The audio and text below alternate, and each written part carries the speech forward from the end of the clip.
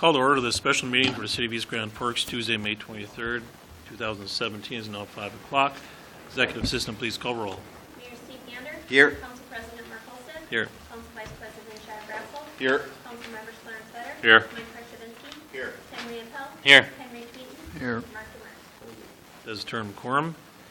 Number one, it's scheduled bid lettings. Consider adopting resolution number 17-05-36, approving the plans and specifications and ordering advertisement bids for the 2016 project number 2, sand salt storage building. Is there a motion? I'll move. Moved by Grassel. Second. Second by Riepel. Any discussion or questions? Seeing none, roll call, please. Olson. Yes. Grassel. Yes. Demers. Vetter. Yes. Krzyzewski. Yes. Riepel. Yes. Tweeten. Yes. Motion is carried. Under new business, consider approving the following on-sale weekday and Sunday liquor license applicants renewals. Whitey is located at 121 Demers Avenue. Little Bangkok located at 415 2nd Street Northwest, Suite 1. Casa Mexico Restaurant located at 112 14th Street Northeast. American Legion located at 1009 Central Avenue Northwest. Second. Who made the motion? Mr. Vetter. Mr. Tweeten, second. Any discussion or questions? Seeing none, roll call, please. Olson. Yes. Grassel. Yes. Demers. Vetter. Yes. Krzyzewski. Yes. Riepel. Yes. Tweeten. Yes. Motion is carried. Entertain a motion to adjourn. By Pachivinsky. Second. Second by Grassel. All in favor, say aye. Aye. Opposed, same sign. Motion carried. Meeting is adjourned. Move directly into the work session. Call the order of the City Council work session for City of East Grand Forks, Tuesday, May 23rd, 2017. It's now 5:02. Please call roll. Mayor Steve Gander. Here. Council President Mark Olson. Here. Council Vice President Chad Grassel. Here. Council Members Clarence Fetter. Here. Mike Krzyzewski. Here. Henry Appel. Here. Henry Tweeten. Here. Mark Demers. Does term quorum. Number one, update on street vacation on 8th Avenue Northeast. Mr. Gulstead. Thank you. I just wanted to just give you a quick update on, I had previously discussed just briefly in a meeting that American Crystal Sugar and Folsom Farms were looking at vacating 8th Avenue Northeast. It's the street that basically goes from U.S. Business Highway 2 from the south to the north to 4th Street Northeast. It's between the fence on American Crystal Sugar on the west and Folsom Farms. The reason they were doing that is they're expanding their warehouse. They're still in negotiations, but they're going to jointly file a petition asking for that to be done. And then, as a part of the petition, I told them they had to enter into a shared use maintenance agreement for the storm sewer and the wastewater sewer. I've provided you just with proposed documents. They have both got their own counsel looking at them to just tweak them before it's brought forward. There will need to be a public hearing on it. The benefit to this is, one, Folsom Farm actually gets to expand their operation. Secondary, but to the city, and speaking with Jason, the maintaining the wastewater and the stormwater sewers over there has become an issue in the past due to the operations.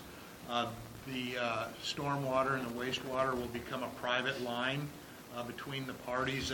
That's why we have the shared use and maintenance agreement. It'll become their responsibility to maintain those sewers. And then the other thing that's going on is, as a part of this, we've also, through Mr. Stordahl, have talked to them about putting in, for lack of a better word, a holding or a centrifuge or some type of a system that takes the sediment out of the wastewater, because we've been having issues up on the new lift station where the sediment gets in there and plugs those pumps. So all of that is kind of the moving parts that are going on, and so we're getting to that point, so it won't be too long before we come forward with the petition and ask for a public hearing, and I just wanted to keep you on board. The other thing that we will be doing is replatting those lots over there.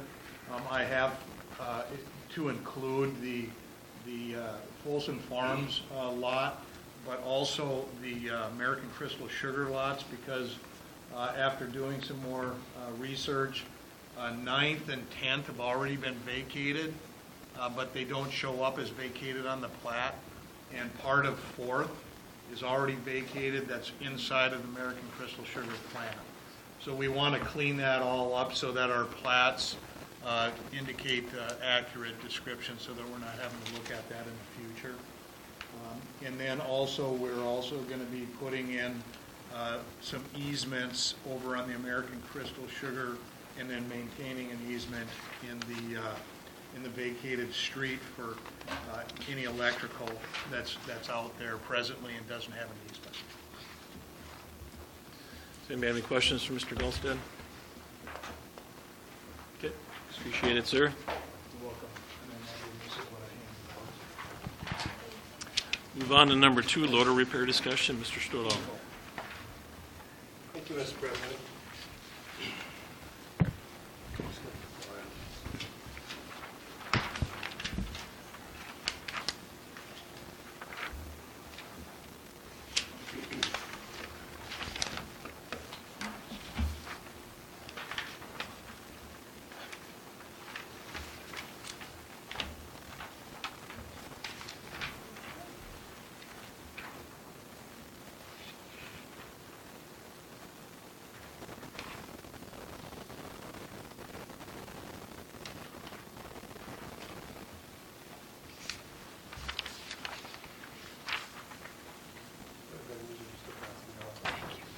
This is full service here.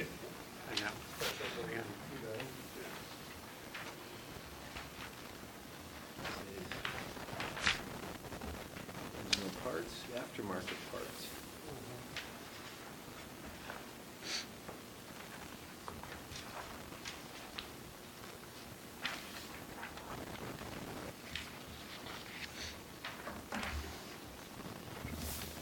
Thank you.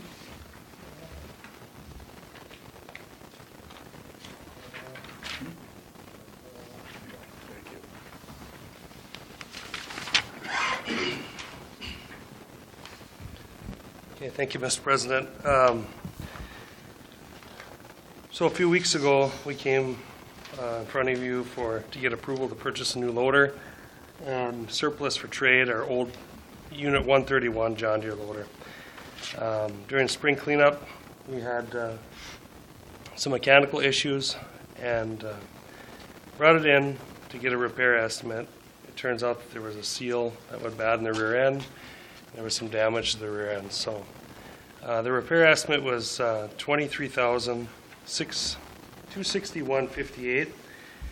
That would be using John Deere parts. Aftermarket parts were $15,476.56. The difference in warranty on those is the John Deere would be a 3-year warranty, where the aftermarket parts would be a 6-month warranty. And the reason I'm bringing it forward, just, well, one, to make you aware of that, and then 2 is just wondering if we should still move forward with trading the loader or not. At that point, it would be, the trade-in value would be a lot less. The original trade-in value was $40,100, and so you minus $23,000 off that, or $15,000 off that, and I guess the reason that we'd like to upgrade and trade is because as machines wear, there's more of a chance that you're going to have transmission, engine problems, more big high dollar amount items, and that's where we're trading in the first place. But if we're only getting $20,000 for the loader, is it worth trading it off, or is it worth keeping it on as a backup and or just an additional machine if we have enough personnel to use in the wintertime? I guess I don't really have a recommendation. I would be good either way.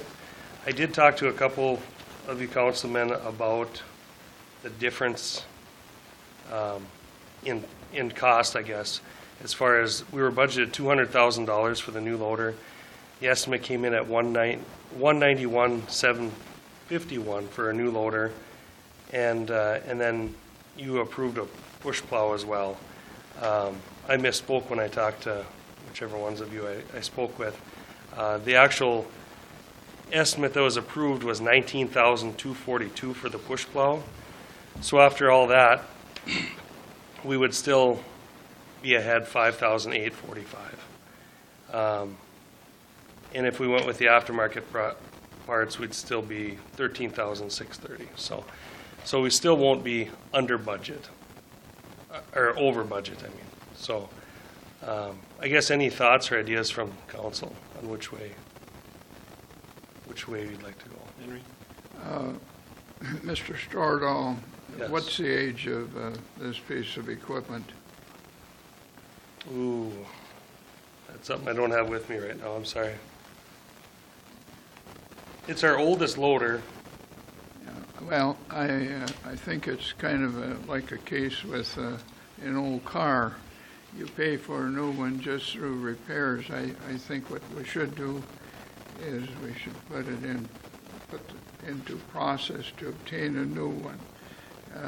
Now, just a few days ago, they were doing a tremendous amount of work in taking away all of the used so-called things no longer of use to people. They did an excellent job on it. I can recall the time that we had a summer storm and we spent over $100,000 just with the southern storm, that big storm, summer storm, and we had to have the equipment ready to go. And we have to have that equipment ready to go in the winter time. And I think we've reached money if we don't go new. Some of you might disagree with me, but the most important thing that we can do as city council members is to make certain that all of our equipment is ready to go at any time. We're going to save money, we're going to save property, and we're going to save lives in a lot of cases. Mr. Storley might want to address that with him before I move Yep. on to. Yep. We'd still be purchasing a new loader. This would be, I guess, this discussion's just on whether or not we trade in the old one, or if we just keep it as a fourth loader for either backup or an additional loader on the street. So we would still purchase a new, and I guess the thought, if we weren't to purchase, or if we were to keep the loader, the thought was if we were to do that in 5 to 10 years, it would still be worth what we'd get for the trade-in right now, and we would probably just sell it outright at that point. Unless the engine blew up. Right, and that's the gamble. If the engine blew up, or the top part of the motor had been all redone a few years ago, but you have the transmission and the front axle as well, so you could have issues there too. That'd be the gamble of keeping it. My question was, I'd love to just see, sometimes when you turn one in that has been damaged, they give a pretty good price because they can use it as filler work in their shop. So maybe they would give a little more on the trade. No, you've already checked with them? Yeah, we checked with them. They said this was the best they could do.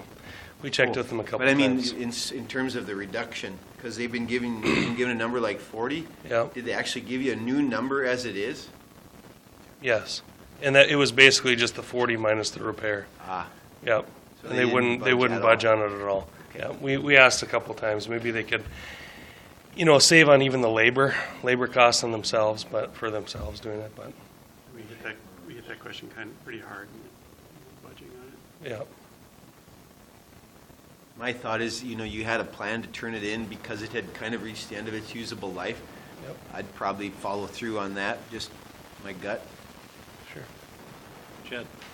Oh, you kind of answered my question, but, so what has been done to this unit prior?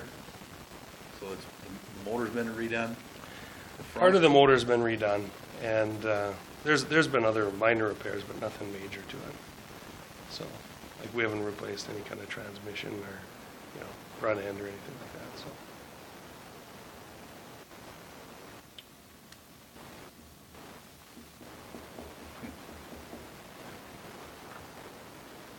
Anything else, Chad?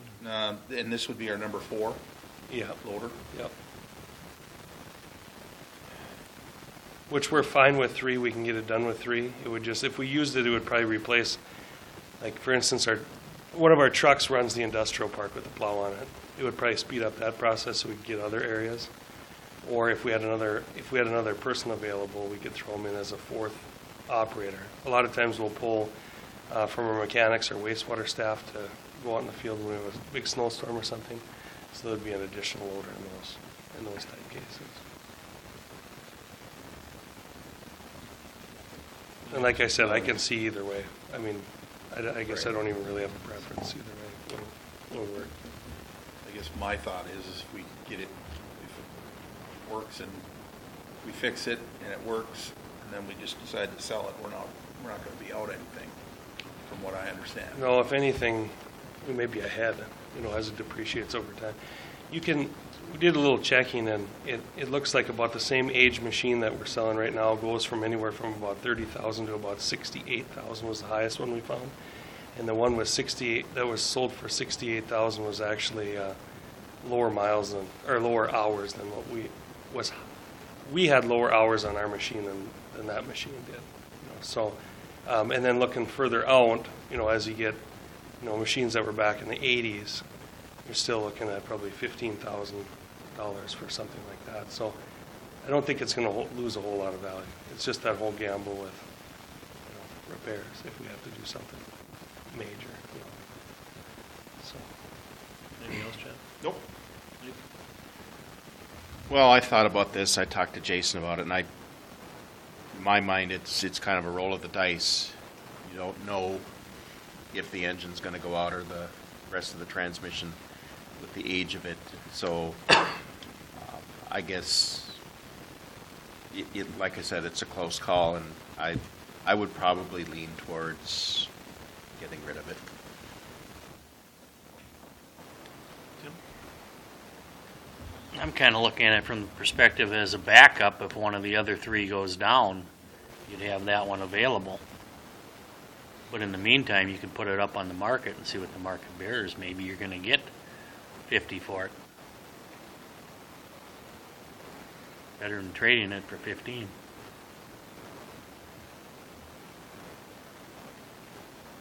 Anybody else have any questions on it? Clarence or Mark? I know I talked to Jason about it and thought, both ways. If we fix it, keep it, maybe we can sell it to another city, maybe some corporation was looking for one. And, went back to, well, let's trade it in, then we don't have to worry about it. Like Jason said, he's fine with either way. If we're going to have to pay, if we go the route to fix it and keep it, I'd rather have the 3-year warranty on it personally. That's my thought. But, I'd be willing to keep it and maybe try to sell it on our own. That's my thought. That'd be fine. Everybody else Get the fine with that? consensus? If we're going to keep it and sell it, then would you go aftermarket? If you were going to repair it and sell it? I think you have a better chance of reselling it with the warranty. Is the warranty transferable? I don't know. We can find out. Of course, that warranty is just this repair, it isn't a warranty. Right. 100. Right. Yeah. Okay. I know you have facilities you use for auctions as well. You can try that company that we use for trade for cars. You can put a floor on there. Yep. Yeah. So that's the direction. Keep it and try to sell it. Sure. I'm okay with that. Yep. Is there a preference as far as the aftermarket parts, or? Get the parts. That's my theory. I would get, if it's a transfer, if it transfers, the warranty transfers, Yep, get it. If not, I'd maybe go the other. with the other. Okay. All right. Alrighty. Thank you. We're going to skip over number 3 for now. We'll come back to it. Number 4, request for charter commission, Mr. Demers. Thank you. I'll keep it brief. I think we need to reauthorize, reestablish Charter Commission in East Grand Forks. We've seen a few issues come up lately, but we're well aware, I think anybody who's looked at the charter is well aware that there are certain discrepancies from what the letter of what the charter says to what our practice has and is. And I think if we're a city, a nation of laws, and we should make those laws have weight to them and viability to them. So I guess I'm just here to advocate for it. I don't know I think Mr. Murphy's been doing some research on what needs to be done to re-implement or reconvene the commission. I'm really wide open to suggestions as far as the scope, the timing, I guess, of what you want to get out of this commission. But I think as a starting point, it needs to do just a very quick overview with just, the basic fixes or hot fixes that we need to do. And then we can delve into more meaty discussions on as far as the way the charter should work.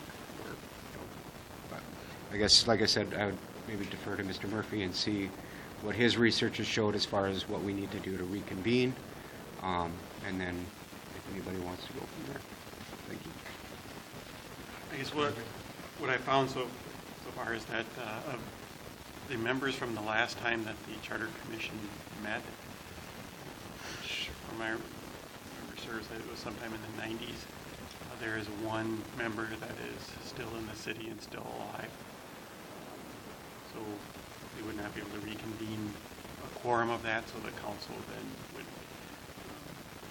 need to basically repopulate that charter commission and start over. Like I said, the one, we don't have a functioning charter commission any longer, so we would need to get names of people that were interested, and remember correctly, I believe they're appointed by the mayor through confirmation of the council. Does the original members need to be on the commission, or? No, what I'm just saying is Okay, that I'm just saying, I mean, we don't have a quorum of them to to reconvene or even to adopt. Does the current commission have 9 or 11 or so? How many members? I believe it's 9. 9. One thing I would say, I know you were being very sort of conciliatory regarding time and scope and whatnot, but I would say time would be somewhat of the essence if we hope to have it, some conclusions completed by the 1st of next year. I know you had some concerns about how the mayor appoints individuals to boards and committees and whatnot. And I respect that. I mean, I'd love for us to have a frank and open discussion, and the Charter Commission also to have that discussion. But if we would hope to resolve some of those things by the 1st of the year, then I think the Charter Commission would have to, activate pretty quickly. Sure, and like I said, when I was deferring to the timeline, I don't need to, I wasn't going to present a specific timeline. Obviously, I think time matters, so I think we should address it quickly. But as far as a specific timeline of what we want to see when, I really leave that up to further discussion. Henry? I'd just like to make a few comments on the Charter Commission. A while back, I was on the council at the time, as I remember it. We were a special, we had a special charter years ago. You would call us charter as a law. Thief River Falls, Red Lake Falls, Melrose, Cloquet, and us had the laws of 1895. And what the Charter Commission did, they found that the laws of our Charter Commission, when we changed it, they found that we had great latitude in our law the way it was. We should adopt it in full. All the cities were required by the state to get a separate charter. They didn't want all cities to have special legislation. So if you go back in the old days, we had a health officer. The time we had a health officer, it was Dr. James Lee. We had Dog Patch down there where people were living in the slum area. I could tell you a lot of things about it. They had dirt floors and everything like that. And I was on the poor committee. I got the first time I was on the council. We had $2,000. And the cities at that time took care of their own poor. And there were a lot of things that we got involved with. But unless there's something substantial, you're going to, I think it's a waste of money. Now, if you got something else that's to our benefit, then fine. But you should take a look at it. And if you're going to go that way, you should spend some time. We used to, we had contagious diseases down there. Diphtheria was a big one. Dr. James Lee was on a retainer of $50 a month. He had to go down there or somebody in his office and pound nails on the door and over on the railroad, on the piers, and so forth. And we had a lot of other things. We didn't have medical insurance like we had today. So it's kind of a situation where it's obsolete as high-button shoes. If we get an emergency and you want type of deal, or we got something coming on, you feel it's necessary, fine. But we've got 3 clinics here. And that kind of, to me, that's a sensitive issue. To Mr. Tweeden's question, if I might, would it be okay if we came up with a short list of items that we might want to revisit inside the city charter? That's fine if you do Come that. up with a but short list of items, and then we as a council can decide, is that enough to convene a charter committee, or is it not? Yeah. You know, to really talk about the issues. Yeah, but you also have to put some people on the committee with something between their ears. That's Unlike this group. yeah. Well, it's council, but it's other people. No, I don't have any objection to it, but it was a disease prevention, and we had a situation from a health standpoint. There was no sewer or water down there. And I could tell you stories that are unbelievable. Well, I know, Would that be reasonable to have such a list? well, I think what the best thing to do in my mind, and I did talk to Mr. Murphy on this, I was thinking more timelines and wondering how this would happen and what the process would be. If we're looking at, since it has to go to a vote of the public, correct? So this would have to go to a ballot? Correct. So that, we were looking at next November as the first one. If not, you're looking at 2020. So in my mind, if we want to do it, we need to have it done. And posed the question this morning to Mr. Murphy regarding timelines to make sure it got on the ballot, how long the process would be for public meetings or whatever we have to do, and to get it on the ballot. So I know you're going to look at that. I don't have an answer for that. I know you don't, so it's fine. And I think what happened, there's things in there that we did talk about in the past. I think it's been brought up numerous times over the last couple of years that need to be looked at. I would like to see us look at it together as a council, the whole thing. I mean, pull out the nurse thing, public health, things like that. Just things that maybe, have Mr. Murphy look at it and go, well, we don't do it this way anymore. This is why we need to change it. And have Mr. Gallstead look at it too, to make sure that we're doing things correctly. But I'd want to go through it, and I'd like to see that we can take the time, I guess, to go back and bring it back to a work session. Okay, we notice these things in here, Mr. Murphy's noticed these things, or whatever it may be, Mr. Gallstead, and then go forth and request that we put a committee together, and hopefully he'll take names from the council and people from the public that are interested, put a notice out, that notification out there if you're interested in serving on this, something that we could do. But that's just my thoughts, to make sure that we're going through the whole thing, and we're not leaving anything out. Mr. Demers. Oh, I've already spoken, so. Sorry. Just a quick follow-up. So in my mind, if we're crafting something that's ready for the ballot in 2018, that kind of pushes your deadline a little further down the road than January 1st. Because the issue you brought up about appointments for boards and commissions, that really doesn't happen until January of 2019 anyway. So I think that gives us a little more time than a deadline of. There might be some that There might be renew some, each year, but- though. I think there are Is there some? Some Okay. renew each year. There's some. Okay. The council goes every 2 years, but boards and commissions, there's typically Okay. one. Okay. At least one or two. Yeah, I guess I would, it's a process that I would prefer it be done right than quickly. So if that issue is one that we're trying to hit a deadline for, and again, if it has to get voter approval, we're not gonna make any changes anyway until. I think I would like to see at the next work session is a timeline that Mr. Murphy puts together that says no later than this date that we can have to have this done by. And at the same time, let's really get our head around, to those who are close to the document, as to what changes would we make.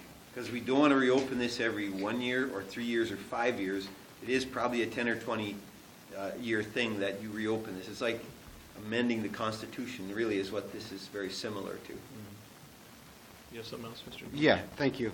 To that, I think some cities do, the big heavy lift every generation or so, which is true, but they also keep these commissions fairly standing, maybe not once a month, but maybe, semi-annually or something like that, where if there are questions or they can go through reviews, or they're there as a sounding board or something. Almost to on interpret charter. what's been done. Right. But So not to amend it. No. So I would agree. On the scheduling, I guess my suggestion would be run 2 different tracks, like shoot for August 1st as August 1st of August meeting as a time that we would potentially vote on a slate of people on the commission. So that gives you 2 months. Plus, if you get people on board, they're not at the lake, maybe they're, it's going into the fall where they're more apt to be around. But in that meantime as well, then you can have your work sessions where maybe you go 1 or 2 chapters at a time, go through it as a council. These are the things that we're talking about. So then, as you get to that beginning of August, you've got your kind of understanding of what kind of heavy lifting, or maybe it isn't heavy lifting, do we have to do, and then that's what you vote on. If you vote for the commission to start with those slate, then this is kind of the stuff we're going to work on. If we get to August 1st or whatever, and people don't feel like it's that much of an issue, then we don't have to vote on it. So I would do the 2 at the same time. Because like you said, it isn't maybe, it's more do it right over time, but time has a way of evaporating. And when I say the urgency, I meant the urgency to get it started. Right. You kick it Absolutely. out 6 months and nothing happens, and nothing's happened. No, absolutely. So I would be happy with something like that, and then, a more detailed timeline after August or so to make sure you hit your dates for actual. So the next work session, we would have 2 chapters to look at with the timelines that you bring back. Are you talking, I guess I'm just, people have to vote on it in November of 2018? So we're talking 18 months from now? And you're going to appoint people in August? We should actually see what is it that the people vote on. they vote on the final product of the deliberation of the Charter Commission, right? So the Charter Commission will haggle with it for months before we have a product that the people would vote on. Right. That gives you, a full year of at least. I'm just trying to clarify, and then I'm gonna look into it a little bit deeper, since it's on my plate.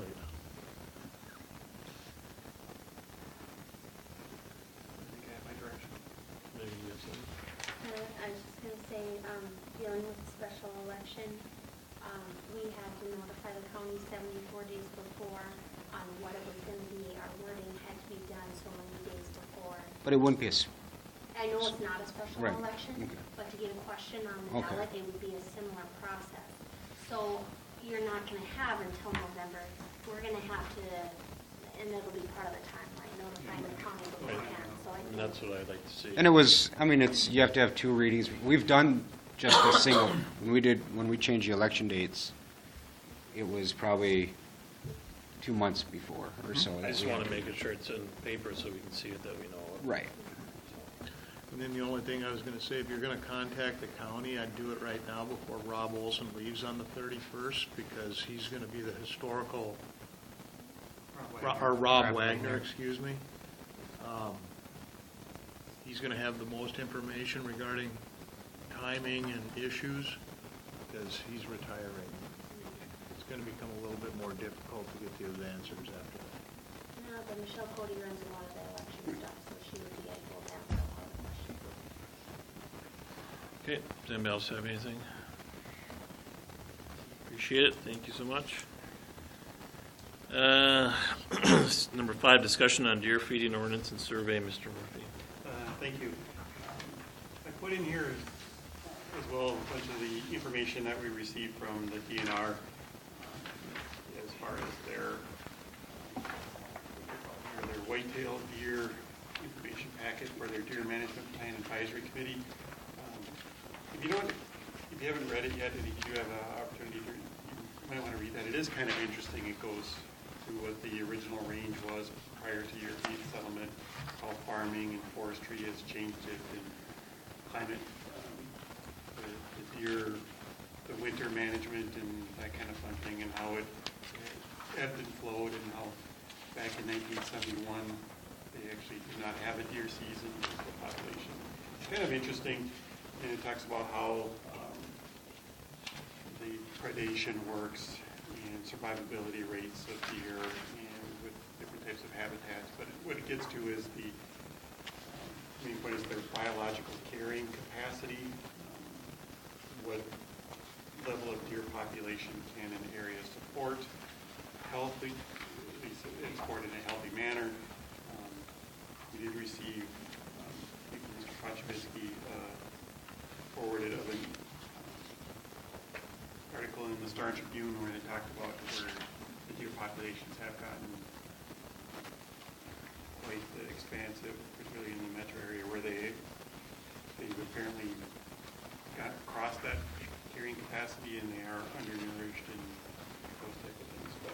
So where we're at here right now, there's a couple things. Looking at the potential of a deer hunt here in the city of East Grand Forks, we would be severely limited on that under the current criteria for that, which is hunting is not allowed within areas of 200 yards of a inhabited structure or inhabited residential areas. That really brings us down to 2 very small areas that would be available for hunting, one in the north and one in the south end. So what we have found is that probably our best bet would be to try to implement a deer feeding ban, try to communicate that, get people aware of the fact, and to not feed the deer. And I have attached a sample ordinance for that I like just for the fact that it's very simple, to the point, it can be easily communicated. And the other item I have in here that I would like to get some input from the council on is I do like the survey that Bemidji has used for their deer surveys. I have a copy out in there. And the results results that I do have are an older result of theirs from when they got their survey back. I think it's from 2004. But it kind of gives you an idea on how the feedback comes. And if we were to do that, what kind of timeline where we would send that out? I personally would suggest sometime in the fall or early winter. That seems to be when the populations are the highest. Stick around right now, either the deer are back into the wooded areas and the foliage and you can't see them as much or whatever. But I know I personally have not seen the same number of deer now that this last fall. So I guess with that, I just want to get the feedback from council on the proposed ordinance for the deer being banned and any feedback about the survey. I think the survey, if you look at the Midgies, you have page 13 there, they sent it out March 13th, and they want them back by April 14th. So maybe that was their understanding of when the best time to do it. I don't know, maybe that's a good time, because I think we saw January through March and April. I think that was probably the biggest, wasn't it, during that time of the winter? Seems like that's when they move in from the Right. rural areas. I think you see it then, and then you see it anytime that there's a high water event. It forces the deer out of the river banks and. I sure enjoy the straightforward and simple wording that you have there. If it covers our needs, I think simple is good. And even though I have gone on record as saying, if it came to that I would support some sort of limited archery season in cooperation with the DNR. I'd love to give the feeding prohibition every possible chance to do the job without that, right? So you'd come in with an ordinance, you'd come in with enforcement, and give it even a year or two and see what it does. If it does for us what we want it to, then we're there, and if not, then you take a step after that. My understanding too is that there's someone looking at doing a statewide ban, DNR is, on That's feeding. one of the items that they're looking at in their survey. They haven't. I think they came out more publicly now about it, talking, so they may, would their ban and language, would that be up to the local communities to enforce that, or would ours supersede that? My understanding, it would be up to the communities to enforce that. And the last I heard from discussions on that was the debate in that has to do with areas, particularly in the metro, where you have a lot of cities that border two or three other cities. And the way it is right now, currently one city will ban deer eating one and have an archery hunt, and the one right next to it won't. And so with you're shifting from one side to the other based on where the pressure is and where the feed is and stuff. So that's one of the reasons why they're looking at trying to do a statewide ban, is to make it across all the jurisdictions. As far as the enforcement part of it, I don't know that they really settled on that yet. There's arguments both ways. I think where the pushback from the state is, what the DNR is saying is that they don't have the resources to enforce the ban across the state. The cities to do that. Mr. Demers. Thank you, Mr. President. I guess I would concur with the mayor's thinking about the process that we take, through the ordinance, then potentially a hunt in the future. The two questions I have on the ordinance, and it gets to Mr. Murphy's last point, was this ordinance doesn't specifically spell out what the penalty is, or even the type of penalty. I mean, is it if you violate the prohibition, is it a misdemeanor? Is it And that was just going to be, I was just going to say there was some formatting and some penalty provisions that we would just indicate in this document, which would be in the caption of it that says that it would follow Chapter 10.99, which is the penalty provisions of our code. And if it doesn't specifically say that it's a petty misdemeanor, meaning $300 fine maximum, no jail time, which is an infraction, it's considered a misdemeanor, which is 90 days in jail, $1,000 fine, or both, which is the maximum penalty that could be for a misdemeanor. so? But by adding that language in here, it would cover what you're considering. Okay, that's what and then I guess the second part to specifically Mr. Murphy's is who would be the enforcement arm of this? Is it law enforcement? Is it Park and Rec? Is it Public Works? Is it everyone? Or do we each get a deer deputy badge? Or how does that work? This one, this one would be, in my opinion, it would be a law enforcement one. Okay. Anything besides, I believe, anything besides just purely administrative, I don't think we'd have to. Okay, and in your estimation, is it clear enough to give your officers guidance and they're going to be on sure footing if they get called I believe so. or observed? I think it's fairly clear and then to the point. So does, We need a complaint first, right? Exactly. or can you see it? See it. Or you can see it.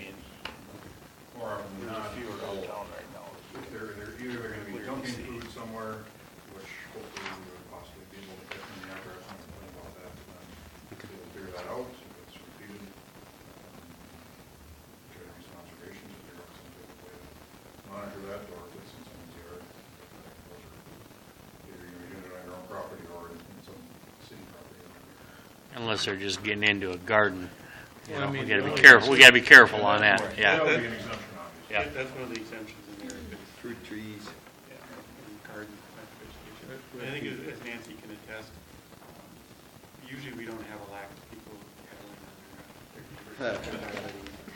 their Heck, we should have a rabbit ordinance instead of that, because the rabbits are worse on the gardens.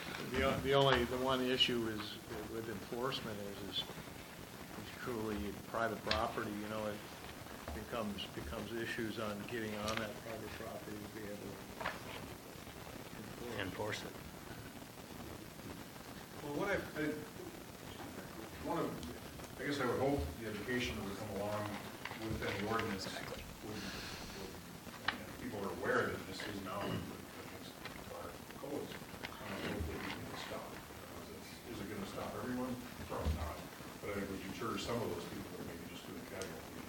Yeah. I think that's what I say, the cities that I did speak to, that's one of the things that they To deter. indicated is that you have to, for here, like in our situation, try to get it on the radio, or try to get it on the news, try to get it in the newspaper, that we are doing this to make the public aware of it. Read them more.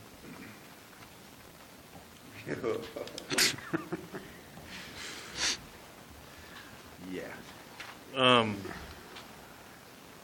Mike wants to. Mike, yes, I'm going. Whenever you're ready. No, go ahead. I agree with the chief that making it against the law or making an ordinance against feeding the deer and an education process, I would suggest even signage in the neighborhoods and everything we can do, I think will help. It's going to be difficult to enforce. I mean, the success we have with enforcing our leash laws is an example of, you know, just, but the other thing I'd say is, I think the survey's a good idea. I do think I've been kind of opposed to a hunt in the past because I've worried about people hunting in an urban area. I'm less opposed to that now with the restrictions of where it can be done. On the flip side of that, I don't know how effective it'll be since we are limited to where they can be hunted. So, and again, like the example of the metro area where you have one ordinance in different municipalities, and until we get our neighbors across the river to have a feeding ban or also a hunt, then I think the effectiveness of what we do over here is going to be limited also. So it is a problem, and I don't think we're ever going to be able to eradicate our city limits from deer. We wouldn't want to. No, and we wouldn't want to. I do think they do have a certain amount of charm that a good portion of the community appreciates, but I also agree that there are issues with them if they get out of hand. The other thing is the problem is much worse on the south end than it is the north end. I'm certain of that. Okay. I'll take your word for it. I think we should do the survey. I think that's a good thing to do. I think in the March timeframe, beginning of March next year, to do it. I think during the prime time of when they'd be around, especially in that time of the winter. I think making sure the language is there, like Mr. Gallstead said, and make sure that's laid out. I think that I don't have any issues with that. I'm all for it. We can get the language, and we can get the education, Yep. I think, and the survey, I think, just so that we kind of know. Anybody else have any questions on it? My only comment about the survey is, I've seen enough of these that go through the MPO and all. I mean, sometimes these surveys are they're always opt-in, so they're not really the most scientifically valid surveys. So understand, as long as we go in with it, with that understanding, is purely, very light informational. I mean, this is just going to give us a very glancing view of what folks feel, I guess. So I tend to think sometimes these surveys are a little bit of a waste of time, because the people that reply to them, you already hear from them. So you kind of already know what they're saying. But like I said, a little more information isn't going to hurt. But as long as we go in knowing that there's no, if it says 66% of these people say don't kill any deer, it's not a valid scientific goal. So it's like half the people in town called me. Yeah. They usually get about 10 to 50% response rate. All right, anybody else, anything else? No, thank you, sir. Number 6, update to developers agreement. Yes, thank you, Council President. Just get to that page there. Yeah, this is something that we talked about before. This was brought forward last fall.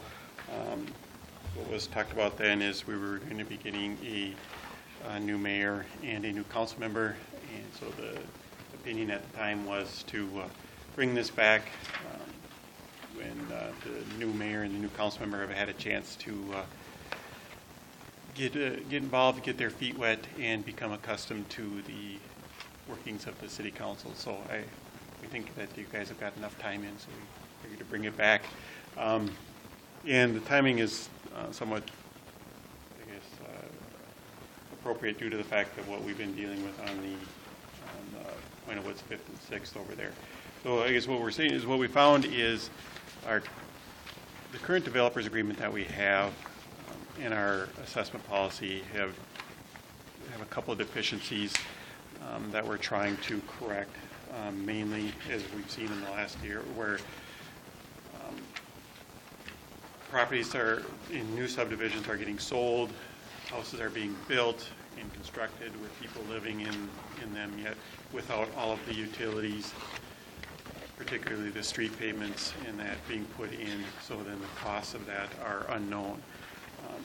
We're not, at least not known by the property owners at the time that they are building their house and they're doing their mortgages and those kind of fun things. So what we're finding then, as we're aware, is when we do the go out for bids and get these proposals back, the estimated assessments or the potential assessments on these become cost prohibitive for the property owners that are out there and living out there, and we do receive quite a bit of feedback on that. And what's happened in the past, where the council then has just rejected the bids because of the public outcry and what the cost would be for the property owners out there. And so what we've left is there are streets out there that are essentially gravel, they're crushed concrete, and the subdivisions are starting to get filled, if not half full, more than half full on some of those, and we don't have the paving out there. So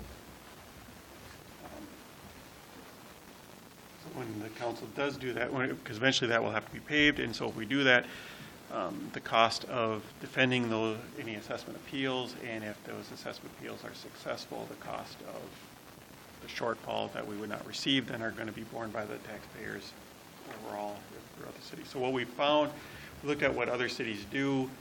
We've actually paid particularly close attention to what happens across the river in Grand Forks, because we do deal with a lot of the same developers on both sides of the river, and the real estate agents and that. So we thought if we could be consistent with kind of where they're at on that. So what we found over there is that they do not issue building permits until the paving portion of the project has been at least let or known. So what they do is they actually have 5 options on how to pay for those that they do give to the developers. They have suspended one of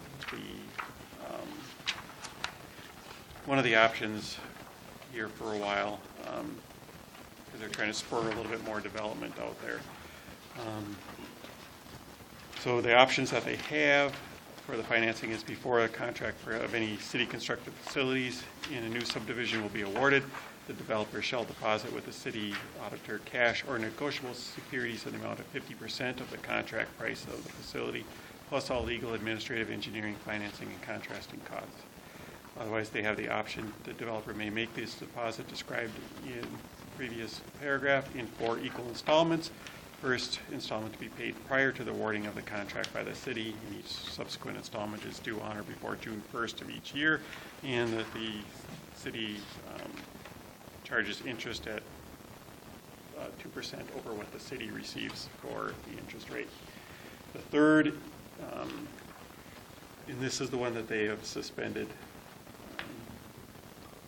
at this particular point temporarily, is the developer may install the water mains and sanitary sewers in the subdivision at the developer's own cost, provided that in the city engineer's judgment, the cost of said water mains and sanitary sewers will be equivalent to 50% of the cost of all facilities for the development, meaning the street construction and that.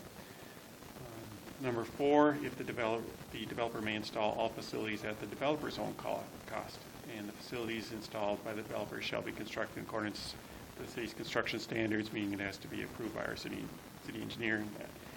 And the final one is the city and developer may enter into a contractual arrangement for the construction of facilities with respect to those developments, which in the opinion of the governing body shall warrant an exception from these provisions. Such an agreement shall be made only after the governing body that these conditions can be met. So I guess what we're looking at is to get some feedback from the council on what the council thinks about these type of conditions that we could put into our developers agreement to try to minimize the city's exposure for assessment appeals and potentially losing some of the assessment appeals or having to make up the cost for that. The interesting thing that we found in this, Nancy and I did meet with the Grand Forks Planning and Zoning Office yesterday and went through their developers agreement paragraph by paragraph, and but what we found is that we're in City of East Grand Forks, we are still significantly less expensive than the cost of the new subdivisions out in Grand Forks. We're still cheaper, but we don't sell at the same rate that they do. They go through about 100 new lots per year, and we just have a higher volume than we do. But their street assessments and their utility assessments are about anywhere from $25,000 to $30,000 more than what we have when they looked at what our assessed costs were for the infrastructure here. We're significantly lower. That's what we found, but I want to get some feedback from the council and how we can move forward. Mr. Demers. Well, Nancy, I was going to say, just one clarification too on the suspension. They can still follow that if they want to put, do the 50%. They're not, it's not one of their requirements because they'd like to see bigger subdivisions rather than I can only afford 6 lots, so I'm going to do 6 lots now. And then I'm going to do 6 more lots because they like to see more of a plan as a whole so that they can plan their roads, so that they have more accesses and better connections, and they can figure out more of their main water mains. So it's not per se that it's suspended that they can't do it, it's just that they're not requiring the 50%, because they like to be able to plan more for neighborhoods, because it's easier for them than to figure out their storm sewer and their lift stations, et cetera, where they need a larger main. So. Mr. Demers. Thank you, Mr. President. I guess I'd start off by saying that I've been a pretty big advocate for the development agreement as it sits currently. I think it's done a lot to move the ball forward, and I look forward to keep on discussing and improving this process. My concerns are this is, number one, we have to make a decision on whether or not which value we hold more. It appears that most of our problems with this current development agreement stem from either lack of information, misinformation, conflicting information between a private negotiation that doesn't have anything to do with the city, and it comes back to the city as the default, where we really don't have any real standing in that negotiation, in that contract, but we're being held responsible for it. So do we want to interject a little bit before that that negotiation happens and provide clearer, more accurate information? The downside to it, as I see it, is it comes at the cost of maybe further disparity between hot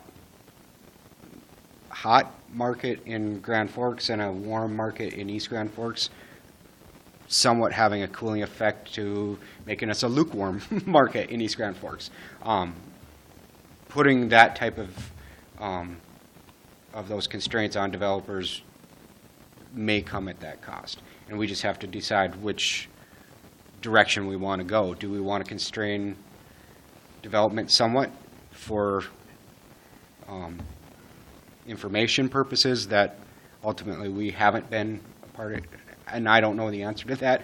I would say that if we do go down the more restrictive development agreement as is being proposed, with making sure that all the infrastructure is in before building permits, I would suggest, I believe Grand Forks, and I don't know if you guys talked about it, I believe they do something with a special assessment deferment, or it's like a 2-year hold on their assessment. So, I mean, you wouldn't have to necessarily do 2 years. You could do a 1 year just by changing your filing to January 1st, and you would give everybody a 1 year deferment on specials by doing that. There's certainly a cost to the city for holding that financing, but if that kind of offsets any type of cooling by the developers or any developer that wants to come in and do a project, I would at least look into what the cost for holding that money would be to the city, or potential opportunities to kind of offset that. I guess I can say I have seen that in some of the metro markets down there, where they would do a 429 project and have the city installed sewer, water, streets, tubeness, all that kind of thing. Some cities would offer a deferral of the assessment for a shorter period of time. Usually, I don't think I ever saw more than 3 years, where then the developer then would have to pay the interest on those holding costs. The city then carries some of that cost once if we bond for that project, then the city's carrying that, making that payment prior to the assessments starting to be paid. However, in theory, they're being made whole. They're upfronting some of that cost, but they're getting it in the back end because they'll be coming in, and they're getting the interest being paid by the developer. It wasn't one that I saw taken a lot, just by the fact that it was such a hot market at the time they were selling. Well, my point is that we don't have quite the market that they have in Grand Forks. And Understood. if you're going to require the same type of regulation or strict, everything's got to be in before you issue a building permit, you're tightening the restrictions, that's going to potentially increase that disparity. And if we could do something that doesn't cost a lot, and it helps offset those disparities, I wouldn't go for 3 years. I would think 2 is doable. And like I said, we've done in the past, we've done projects where we haven't filed the assessment until December, so that it ensures a full calendar year, deferment just by scheduling, without, so. Did you have something? Just two thoughts, and the first one is rather bizarre, but as a plat is brought in, our engineer could go through and attach an estimate of special assessments on every single lot inside that plat, and you'd have disclaimers all over the place saying, this is only an estimate at current prices, and so you could apply, current strategies that we have, and every lot could show curb gutter, sewer water, current estimate at current prices, only, it's going to be volatile, it's going to go up, it's going to go down, it's going to go sideways. Because it does feel a little bit like a bait and switch. These residents buy a lot at X given price, and then come along 2 lumps of special assessment. The water and sewer comes on, and then the street, curb gutter, maybe whatever the sequence is, and then it's a whole different number for them. And nobody likes that. And we might say, well, that might inhibit development, but you know what else inhibits development is a bunch of people who do development and regret it. So you have these folks own these lots and they own these homes, and they say, man, if I'd have known then what I know now, I wouldn't have done this. We'd much rather have people in there who knew then and they knew now, and they went in with eyes wide open, and they're very happy they did. And so I know that's a precarious position for the city to get into, in the fact that you gave an estimate and it could be something very different from that. So you'd have to have the very clear disclaimer, this is an engineer's estimate at current prices. It's going to change. It's only for purposes of estimate. The other thing I think that our current policy does that is completely unnecessary, it puts the city in the place of saying, whether or not the streets go. And that really is the decision that these families living in these neighborhoods should decide, probably with the developer on the front end.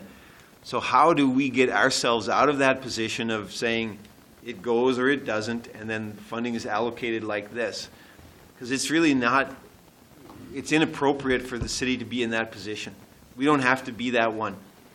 That's part of the beauty of having these improvements budgeted for, paid for, built into every lot sale, is the city gets pulled out of that position of saying, yep, it happens, and now the conflict is between us and the resident who didn't want it. We don't need to be in that place. So somehow I think there is a way for us to get out of that place, and that I think could happen even some way inside of our current system.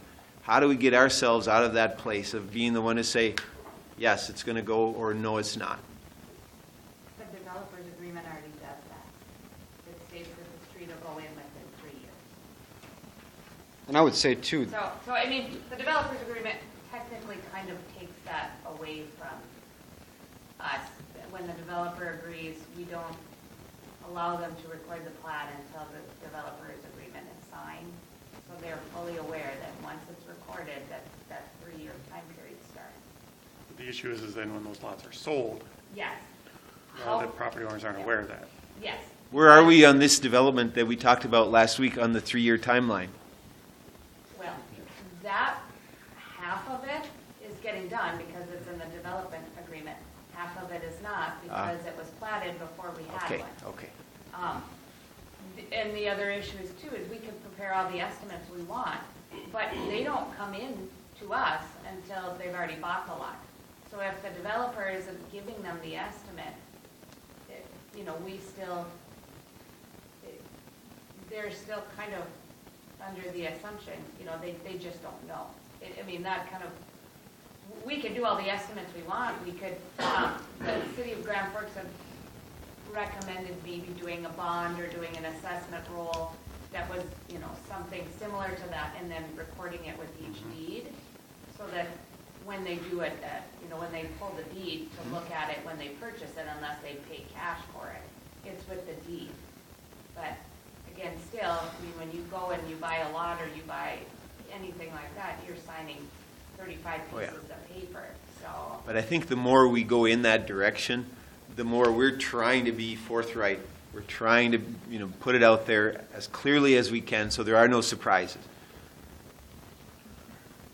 Tim?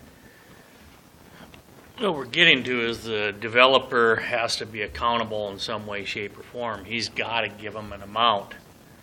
In this particular case, from what I'm hearing, that we talked about last week, is he gave him a really low price, extremely low. It's causing a huge neighborhood rift over there. I mean, there's a lot of problems.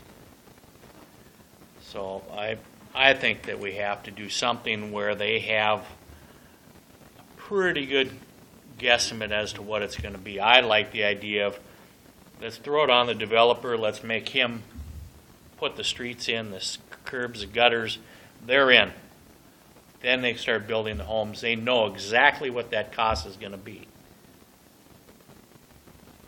The cost of carrying that as a developer would be very high. It is, but they're doing it in Grand Forks. And they're selling a ton of properties over there. I'd love to just keep that conversation going because along the lines of what Mr. Demers pointed out, as for pro-development, that front-end cost would be prohibitive for, I think, some development. Mr. Demers? Thank you. The other thing that may happen is that developers could get more efficient in how they lay out land. I mean, I'm serious. If the upfront cost is at a certain price, maybe we'll get more traditional or efficient Compact layouts that will, you know. So high cost isn't always it is a burden, but there are solutions to it, you know, too. So, like I said, I just want to, my comments about the cooling nature of this aren't necessary, they don't disqualify me from getting on board with this. I just want to make sure that everybody understands that by doing this, there is some potential for some cooling. And part of that cooling will be maybe a shaking out of, we have to rethink how we're going to develop, we have to think, and that's a good thing, I think. But like I said, I would tend towards what the proposal is by putting the stuff in. I think if we can work on some things to defer those costs, like you said, because it's expensive. Development is an expensive game or business. I would refrain from putting our engineers in the position of having to give an estimate, especially one that could be 2-3 years out of date by the time an actual project goes through. I mean, when you put it on a plat, I mean, if our development agreement is 3 years, the plat is probably done before that even, you know, so it could be 4 years. And we've already heard from residents about the disparity of cost in just 3 or 4 years, and we know what that can be. So I would refrain from putting it on a plat, but you could have a report even that says this is what it was last year for paving specials per foot and stuff, and then they can do their own math. And that's what the point is I'm trying to get is, at some point, buyers have to be invested in this. And I mean, to go into a new development and think that your specials are going to be $300, I mean, I don't know anywhere in town that does that. I mean, so buyers have to be more investigative. Our developers need to be more forthright, and we can provide actual information. I think if you give, hey, after this project, we should be able to publish this 2017. This is the price per linear foot that we paid in 2017 on this project, and that's what we can do. You can take and extrapolate at if you think it's going to go up 10%, or if you think it's going to go down. you can do that math yourself, but I think that would be the best model, I guess. Could show fronts and ends as an estimate Right, for them, right. and then carry to the vote. Chad? I actually was thinking on the same lines as the mayor with his first statement. That was what, making sure, and I guess as I listen to Mr. Demers, it makes more sense to have something laid out. So if I'm going to go buy that lot, I know exactly if it's 2012, they were this, and there wasn't a development in 2013, but 2014, they were this, and then I've got to do my own math, figure it out. We're a group of people that are elected to try to make decisions, and we seem to be getting the fingers pointed at us because we're the people making that decision. But we're really just, we don't put the bids together. We just get the bids, and that's the frustrating part for me when they're blaming the city. We're getting blamed for, and it's really not our issue. So I think we need to do something. I'm not quite sure what we need to do. Well, and I But- guess at some point, what's been told to me numerous times is in the state of Minnesota, it's a seller's responsibility, if it's a used house, new development, whatever it is, it's their responsibility to disclose any type of special assessments. So every single time I get a phone call and they're asking about special assessments, I say, let me double check, we have a project going on, and I will let you know if there's anything pending. So whenever anyone calls, I make sure that they're aware that this might be on there, but this is also coming up. So at least people are informed when they call and ask the question, but if they don't call and ask the question, and if the seller is not disclosing that information, I don't know, we can do reports and add stuff on the web page and put stuff on our Facebook page, but to get that information out there, I mean, I can put it as many places as you want, but if they're not gonna look for it, I don't know where else to put it. Anything else, Chad? No, I'm done. Mr. Gulstead? I was going to make a similar comment to Megan. It becomes incumbent upon the buyer to investigate. If they've got a real estate agent, typically the real estate agent is going to make a phone call. However, a lot of times they make the phone call to Polk County. Polk County only has the special assessments that are already certified on the tax roll. If there's a project, for instance, the project that we were talking about on the new development up here, where the developer already knew that there was assessments out there, there was no disclosures regarding that, it's not going to be found at the county level. Somebody specifically has to make a phone call to the city. And then the city is the one that's going to have to say, well, yes, we have this mill and overlay project that's in place. It's not on the tax roll yet. But to get somebody to make that phone call is where, as long as we're going to be doing special assessments, we are never going to get out of the finger pointing at the city that says, I didn't know, and when can I get my street? And so this group has got to somehow come, I guess, in their own minds, to be able to weigh those odds. The one thing that Grand Forks doesn't have to deal with is the special benefits test. North Dakota doesn't have that test, or constitutional requirement. So we're under a little bit of a higher burden. So I agree with some of the policies that Grand Forks has in place, and they seem to be fine. But when I reviewed the materials, I'm more in line with a couple of the Minnesota requirements that are being that are in place when it comes to doing the special assessments, having letters of credit, having some type of an escrow, because what really becomes easier is when the lots are being sold, that money's being collected, as opposed to we go on the backside and try to get special assessments, because we're going to always run into the individual that doesn't agree with the total cost of the project. And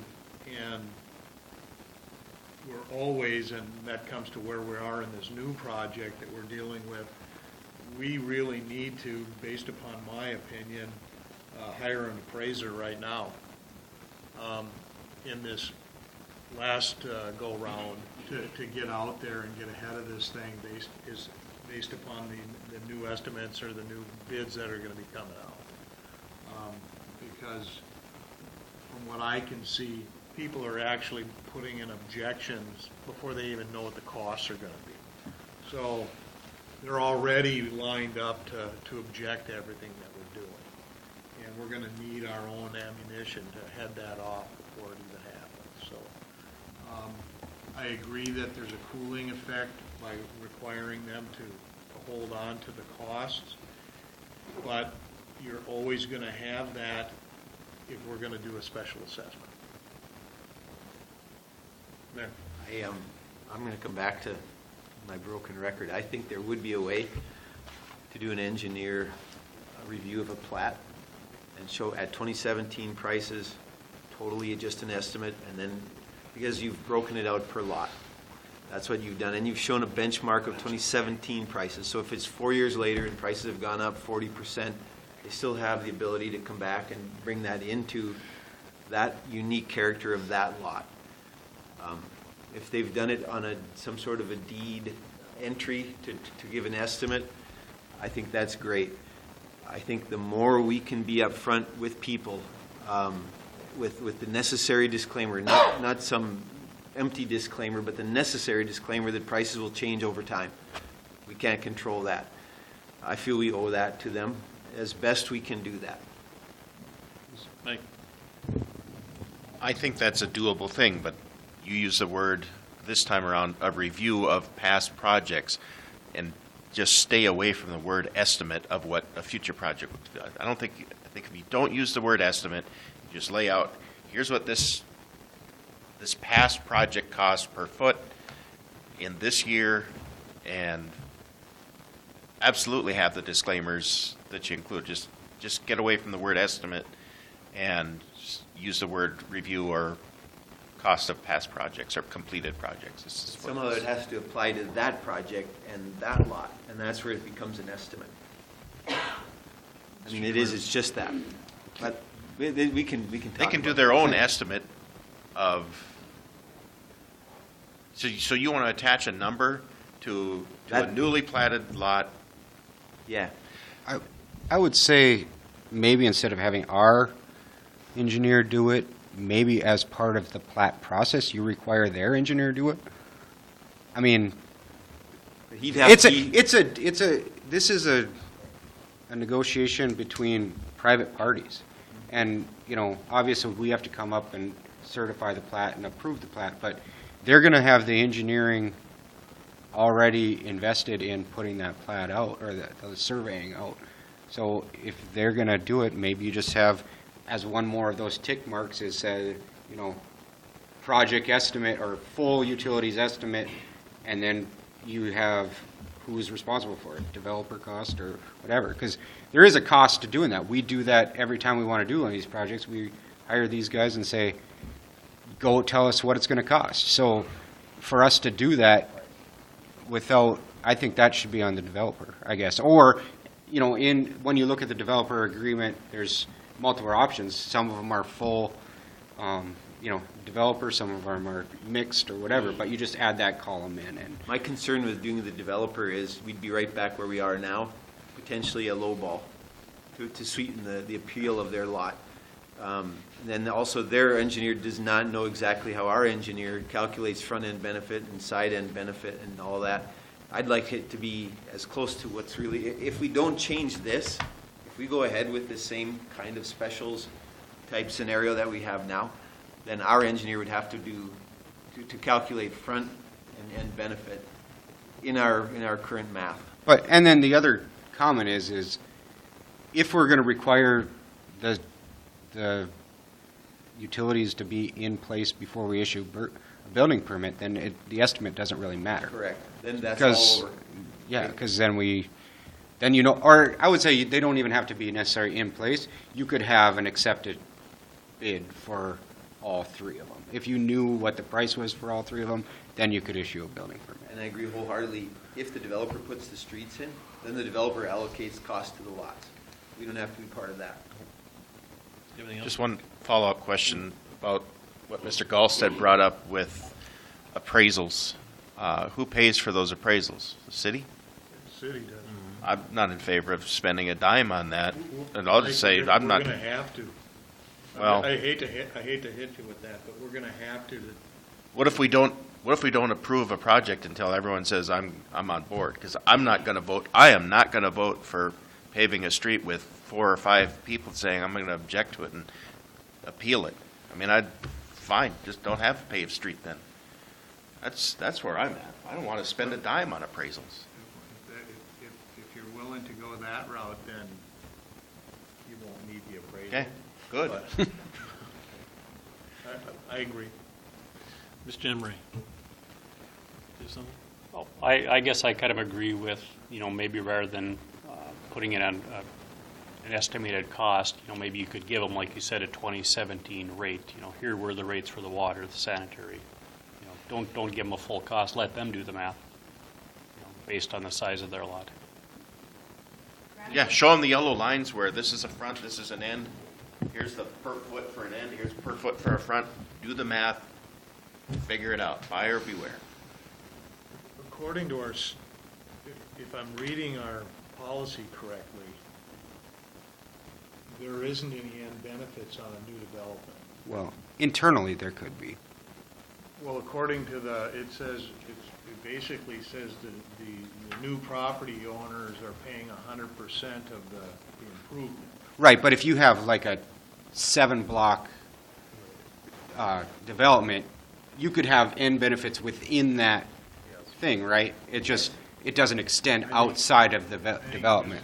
I think what that's saying is just 100% of those construction costs are going to be assessed, whether they're fronts or they're ends. It's just saying you're not assessing 30%, 40%, 50%. You're going to assess 100% of those costs, and however you assess them. That's how I read it. And I think that's how the city's handled them in the past.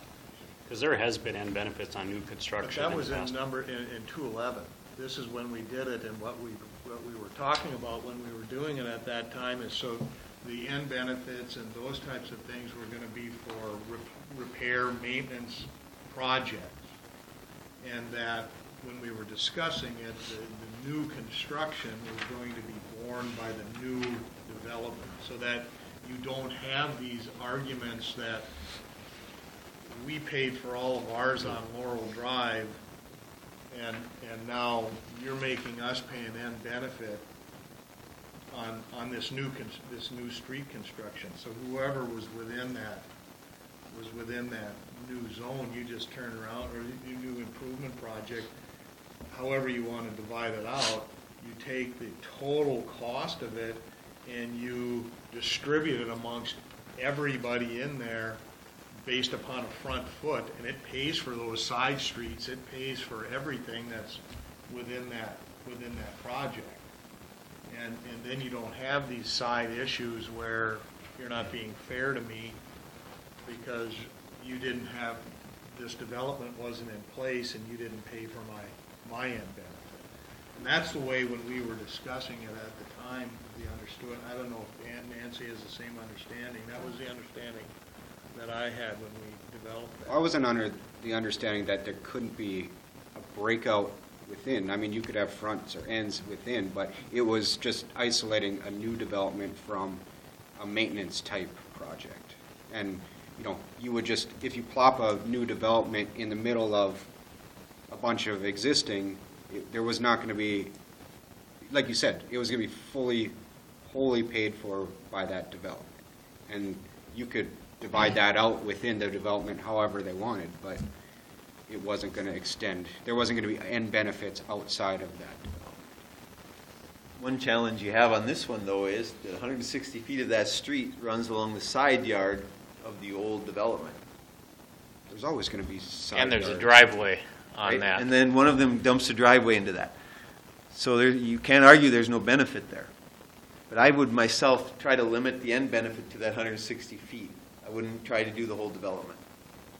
Okay, so if there's 160 feet side yard, this new road runs between here and here, that's the limit of what you might try to distribute out as an end benefit to the existing street. But your benefit isn't dependent on where your driveway is, it's where your lot is, right? It's on Well, the it's where you short drive, side of it's, your lot. does it help you or I'm doesn't just saying, it? that's how we do our lot, or our assessment policy. It's based on your shortest, Is it your driveway or is it your? Front of your house, Your assessment is based on the shortest dimension of your lot, which is considered your front lot. your yes, In side. this case, on the lot in question, his front benefit came off of Laurel Drive. yep. And my And- point is you could go down 8th Street Northwest, and there's lots of houses that, have the narrow part of their lot on 18th or 19th, but they have their driveway on 8th. Yes, they have some benefit there, but when those are put in, their front is on the narrow side. So that's what I'm saying. I was reluctant to share this. Mr. Emery and I had a chat about this. If you're laying out a traditional, like Archie Bunker Street, you have, 8 or 10 homes in a row, and then you have basically the two side yards. And so on that street, how do you do your end benefit? It's half the street from the front to the alley, and then halfway down the block. So could you try to emulate that on this development? So you go that depth of one lot, halfway down each way. You basically carried the intent of an end benefit to this development by limiting the expense to just the depth of that one lot. Here's the problem with that, is that you're talking the problem isn't necessarily end benefits, and we're kind of diverging off of your development agreement, but the problem isn't, if you were doing a maintenance project, absolutely, but this isn't a maintenance project, it's a new development. Yep. So the way we've done new developments since 2011 has been, everything in that new development is self-contained. That's how it is. So whether there's a benefit on either side or whatever, those people have already paid a self-contained Except for development when it to runs get in. right by my house, I have a hard time saying, it's not for me. True, but in 20 years, when we have to do it again, you're going to pay for it. But that's the cost of new development into the city. And some of that, and I hate to say this, but some of that was if we weren't especially assessing this, we wouldn't have this issue, because that through street was a request after the fact by the developer to put it in so that we could connect up with. But it's been Right. shown, whether it was there or not, it's been shown the whole time. Everybody built their house knowing there's going to be a road right there. Well, this time, but they had plats that were not recorded.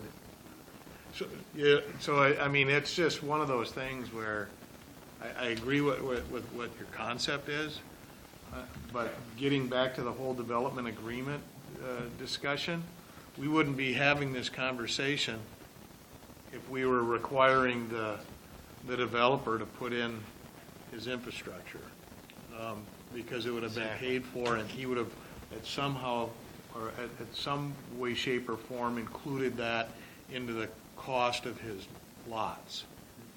And at least in this case, for part of the development, the developer had an estimate of 125% of the cost of the infrastructure that was fully aware of the information, that could have distributed that into the cost of his lot, but chose not to, for whatever reason.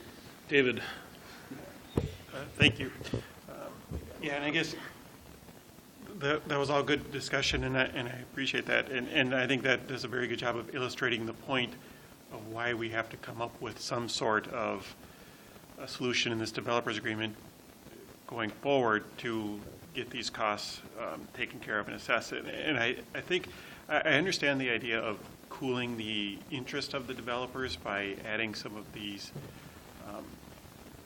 type of requirements, but as your administrator, I would advise you to also weigh that against the cost and the hassle of not doing these, which we're experiencing here now. One thing that I was thinking about, what Councilmember Demers had said on there, it's an option that that I was aware of, but I didn't think of a lot because I didn't really see it used a whole lot. Is we would maybe need to find out how much the upfront carrying cost would be on if we wanted to do an option where the developer could sign off on that, agree to do the assessments, and then have a deferral of 1 to 2 years or whatever. Because typically what we've been putting in for these assessments on this new construction here has been, correct me if I'm wrong, is it 20 years? So if you do a 20-year breakdown of that cost, what the cost of putting in the infrastructure is, we'd have to bond for it, and we'd have to look at what the first 2 years maximum payments would be on that, that we would have to come up with out of the city budget to carry, that we would get then reimbursed when the lots do sell, and they come in, we would still be collecting the insurance from, or the interest from the developers. So I guess as far as the idea of cooling it, I think what I would suggest to you is we maybe even add that as an option if we look at, see what the cost would be, and say, okay, you want to develop this, and you don't want to put in the infrastructure yourself. What we found in the past is that down in where I was before is that typically it was about 30% less for the developer to put the infrastructure in themselves because they didn't have to do the administration costs, they didn't have to do the legal costs of a lot of the things, and they were able to negotiate with the property owners, but they have to pay for it all up front, which is, but anyways, so if we get to the developers agreement and say that if we added that other one on there, we've got 6 options for you for getting the infrastructure in. These are required by the developers agreement. You pick which one you feel is best fits your situation. Whether that cools it off, if that'll scare off some developers, maybe it's hard to say, but at least it gives them some control. They can pick their poison. But are all 6 tied to building permit? Well, I believe, yeah, because they would require the cost. They would require for that to be let in before the building permits would go. Is that what you're saying? The infrastructure would have to be put in first. Or at least contracted.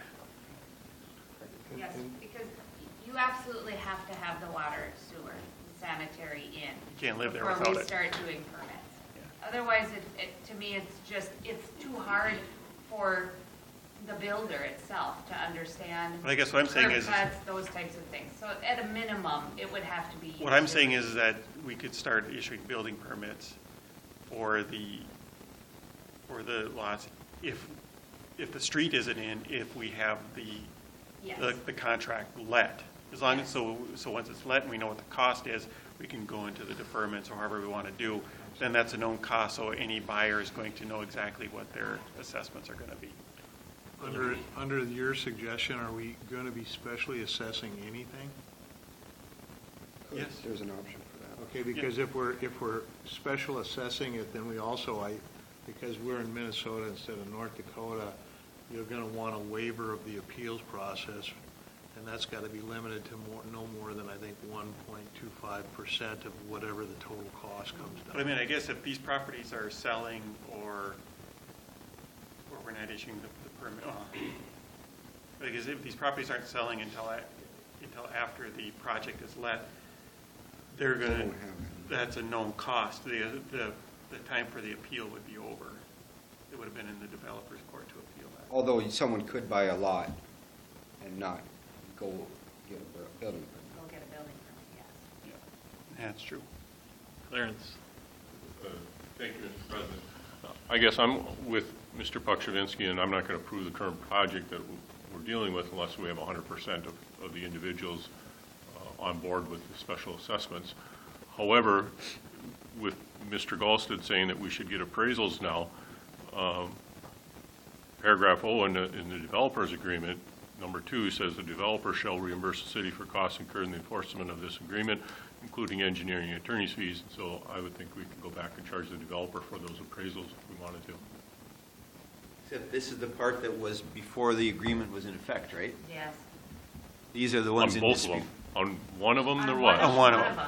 So, Okay. and we should be tracking our costs that we're incurring through this whole process and charge it back to the developer on that one, for sure. Yes, on the one for sure, the one That'd be that's sixth. closest to Reinhardt, yeah. And what's sixth, yeah.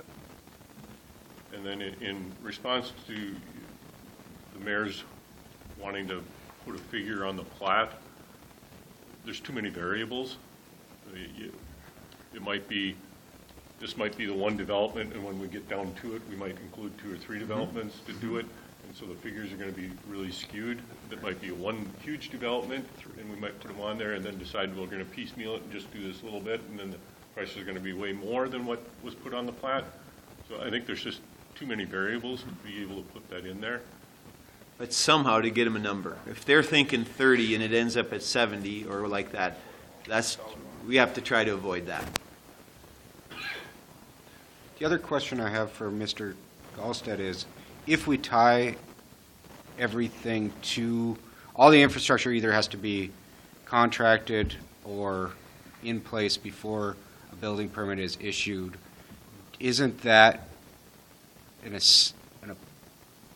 appraisal in and of itself, saying the value of that property is the whatever was paid for it at that time, or zero basically, or not zero, but $10,000 or whatever the bare land is without that stuff. So any value added is just passed on, right? I mean, without any of that, there's zero home, right? Because you can't have a home without this. So any value incurred is logically added to the value of the home, no matter what the cost You is. would like to think that you have a dollar for dollar increase in the value, the market value of that lot because of it. I would make that as potentially an argument, but without an appraisal, just using the estimated cost or the cost that went in doesn't get that. Now, get you there. To answer some of the questions regarding potential objections, by having the estimates and having the bids and following and basically submitting the process to the people, we are presumed, which is a rebuttable presumption, that the special benefits test has been met. However, if it's contested and there's any credible evidence that's presented to the court, that burden then shifts to us to prove that the lot price was actually benefited by the amount of the special. And that's where you're basically going here. And again, if your option is if I don't have 100% of the people that aren't going to object to it, we're not going to do the project. That's this council's discretion. You may or may not in any project ever going forward again get 100% of everybody to, if you're going to use the special assessments as a mechanism to pay for the project. You may never ever get 100%. You never will. But what's happened to this point, from my standpoint, is because of the costs have increased over time, we have had a lag in any type of an objection in this part of the country. We've been very fortunate, especially with residential improvements. However, the cities in that area has not been so fortunate. They've been having contests for a considerable amount of time over these types of things. And that's why for 5, 6, 7 years we've been talking about potentially getting appraisals ahead of time to justify that, especially in commercial development, but now it's bleeding over into residential development. And I don't see it with the costs the way they are getting better, or the odds of having an objection getting less. I believe believe it's just by the nature of education of the public, it's getting bigger. So, how we deal with that but at some point in time, you're gonna wanna put in streets. Mayor? Back to this question of the revision, going forward. Sometimes we create an ordinance and the developers, private sector folks look at it and they just say, this is bizarre. What planet are you guys from, drafting this stuff? How does that even work in the real world? I'd love to sit down with just 1 or 2 or 3 council members and 2 or 3 or 4 top developers in our community, just lay this out, not in any kind of adversarial way, but to say, we would like your input on how would this work for you all if we did these several options, or do you have another option that would work well for you that we haven't even thought of that still works for us? I think Nancy, I don't remember if We did. Nancy went in the original, developers agreement. She reached out to developers, and they're going to have pushback, obviously, because they want to do what they want to do, obviously. But I think Nancy got them, for the most part, on board with this. Yeah. I don't want to speak for Nancy. The reason why we use Grand Forks is because the majority of them develop in both cities. Yep. So to them, that wasn't a surprise. I don't think I'm speaking out of line when I say that there's always going to be that one developer who is going to be opposed to anything that we do other than let me sell my lots and then you can charge people whatever you want to at that point, because now I no longer own them. So that's what's going to happen. But, when I did the study, I looked at 7 different cities, including Moorhead, Thief River Falls, Crookston, Fergus Falls, Grand Forks, some in the southern area. We contacted developers, and the gist of it is that the Grand Forks one was most common for them. Moorhead, you can't do anything. Everything's installed before you issue a building permit.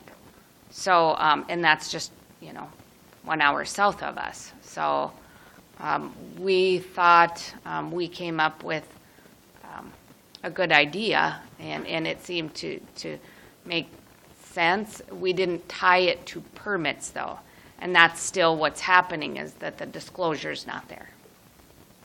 So that could just be an issue. That maybe with the building permits, at least then we've resolved it so that the people come in knowing what their utility special assessments are, because those are in, and what their road special assessments are going to be, But if we're thinking of a significant revision now, which we are, then maybe it is time to bring developers back in for that next round. That's all I'm saying. Right? Because this could bring a big shift. We could move right toward Moorhead right now. We could. I feel like Donahue. Is a caller there? Thing that, you talk about tying it to building permits, and that still going to have issues with that. Only reason why we're going to have issues with that is scenario where someone buys a lot when there's prior specials that came on, don't build on it until they 6 months, 8 months, a year later, then come and get a building permit on it. Let's say it was a couple months after they bought it, and they come in, get a building permit, and all of a sudden we said, well, did you know that this project was done? You're going to have specials. Well, they didn't know it. We're still going to have that issue. And I think tying it to building permits is great. It was another, safe thing we can have. But it comes down to the developers being upfront to the people that are buying their land and making sure that they know. I don't think you're going to have, when you do an appraisal on a development, the developer is going to give you a hypothetical situation if the infrastructure is in and the value is going to be here. Without the infrastructure, the value is down here because it does add value. But you're going to, and then they discount it over 5 years for the developer's time to sell. So there's different things you can do on it, but going back and getting the appraisals done now, most of the people that are objecting are the people that have the houses being built or almost done. Hypothetical situation is, okay, if the building gets done, here's the value of it. So they're not gonna be done. So you're gonna have the hypothetical situation no matter what. So I think, I mean, it's, if we have to go that route down the road here, great, you know, we can do it. You know, I like the idea of them paying up front. You know, we deal with it a lot. In the banking industry, they do, you know, how is this gonna be done? How are these gonna be, you know, are you paying the specials or, you know, whatever happens? I mean, it's just, I just don't see how someone can buy a lot. You know, I bought a lot. I knew there were specials on it. I knew that down the road there's gonna be more specials because the street wasn't in yet. You know, I decided to sell that lot before that was done, but there's a house there now. Someone else bought it and built the house. I just have a tough time being the financial tool for a developer and then getting the blame for everything when people want the roads in. And all of a sudden, they're looking at that dollar amount for specials. We're a financing tool for them. We're not the ones doing it. We're not the ones saying, you know, this is what it is. I mean, we are part of that process of saying, okay, we have to go to special assessment, we have to go through us, we have to do the financing. I mean, it just be so much easier if we didn't have to do that. It'd be so much easier if the state of Minnesota would help and pass some different laws that we could figure out how to do this, assess. But that's another battle. I don't think everybody's ever going to win. So, but I don't know. I think this is a good starting. I think there's a lot of questions that people have that maybe haven't been brought up in discussion with people. I think bringing in the developers, I can tell you already what they're going to tell you. Don't do it because I don't want to spend that much money to get something done. I mean, they're looking at making the money. They're looking at making their profit. And it's tough. I get it. But there is almost a hybrid way, right? Where the funds are allocated, it's all set up ahead of time and specially assessed, right? There's almost a hybrid way to do it. Well, let's say we do that. Let's say the scenario where he does it, defers it for a year, whatever it may be, and those special assessments are out there. They're deferred. Will that show up on the county site? It will not. So And the only thing that shows up, the only special assessments that the county tells anybody about is what is included on the property tax statement. And they will tell, I do have a pretty good working relationship with them, and they will say if you have questions about special assessments, or if somebody even mentions the word special assessments, they usually say contact the city. Does my tax statement show the unpaid balance, or did you have to call in for that? You have to call it for that. It only shows the installment For that year. Right. Yes. Exactly. So, I mean, And the other thing I was thinking about that is hopefully, I mean, at that point then, by the time they would be doing that, hopefully they would be having a realtor that would maybe, yeah, it's not perfect, but I think it's still. but then you run into that same situation. If someone buys a lot and they're deferred for a year, they're not going to know about it if that developer doesn't help. So you're back in the same situation. Could you dispute it? Well, I guess at that point, Right. if the developer doesn't tell them, then at that point, I don't know, it's maybe a Ron question, but. It goes back to last October when it was done prior to sale. Well, I'm saying, but. I mean, same situation. If they knew about it and did it and it was done, 2 weeks later, not even 2 weeks later, I mean. I still think then that property owner would have a claim against the seller. I don't know. You want anything else discussed on this, Mr. Murphy? No, actually, and I'm actually very happy I'm very pleased with the discussion that has happened tonight. I think I've gotten some very good direction from the council. We got you guys thinking about it and moving forward, so I think I have what I need for now. I appreciate the input. Number 7, discussion on pre-budget information. This one will be nice and easy, a lot less time than the last one. We are getting to the point where we're finishing up with the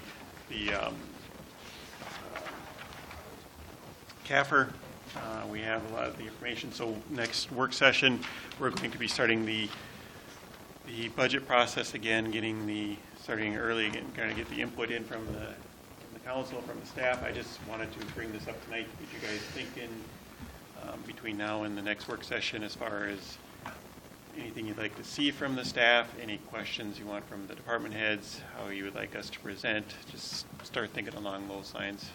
Because we're going to start hitting it hard and heavy budget planning at the next work session. Yep. If they have anything, get a hold of you. Yeah. Okay. Number 8, consider inviting MPCA to a meeting. Megan. I included the letter in the packet. And MPCA was just trying to reach out. They know that there's been some issues and are kind of looking out. They're like the partnerships that they have with municipalities, realize that there's large costs coming up. I realize our project has already kind of moved forward in this circumstance. The letter came, it was suggested to possibly, if they are invited, to put some topics together or questions together. But I guess before we even get that far, are you guys even interested in inviting them to a meeting at this point? I'll give you my opinion, and you can agree with it or not. I think that just... Remember, we're on the air. Yeah. Disclaimer. I think having them come maybe beginning of next year sometime, once our project is done with the interconnect. But also with that, have the staff, Jason and his staff, Water and Light, be a part of that meeting and just have discussions with them if they want to come. We, as a city, moving forward doing this project, I think that we need to keep moving on it. And they've been a great help talking with engineers and getting our permits or whatever we needed, authorization. I think just something that we can maybe look down the road at doing. And then what, after we had flipped the switch on our interconnect, what at that time areas do we have to look at and worry about and think about and plan ahead with the budgets for Jason or whoever else. I think that's just my personal thought, but.